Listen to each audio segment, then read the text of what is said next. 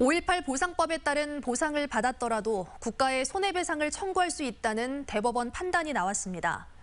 헌법재판소가 지난 5월 손해배상을 제기할 수 없도록 한 5.18 보상법이 위헌이라는 결정을 내린 뒤 이를 인용한 첫 번째 판결인데요.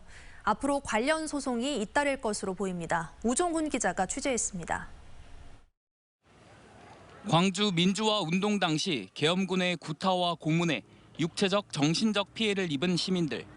유공자로 인정되면 보상금과 의료지원금, 생활지원금을 받을 수 있었지만 정신적 피해는 보상받을 수 없었습니다. 하지만 앞으로는 이런 정신적 피해도 보상받을 수 있는 길이 열리게 됐습니다.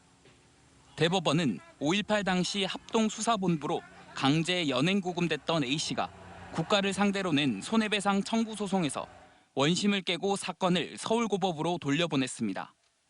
앞서 1심과 2심 법원이 민주화 운동 관련 보상금을 받은 A씨가 추가로 손해배상을 요구할 수는 없다며 기각한 결정을 다시 판단하도록 한 겁니다. 대법원의 결정은 지난 5월 헌법재판소가 보상금을 지급받으면 재판상 화해가 성립된 것으로 본다는 5.18 보상법 조항이 헌법상 자유와 권리를 침해한다며 위헌 결정한 것을 인용한 겁니다. 이를 근거로 대법원은 옛 보상법에 따라 보상금을 받더라도 정신적 손해에 대해 재판상 화해가 성립된 걸로 볼 수 없다고 밝혔습니다. 이후에 지금 현재도 고통을 받고 있는 그 5.18 관련 그 희생 피해자들에게 하나의 위로가 될 것이다. 저는 그렇게 봅니다.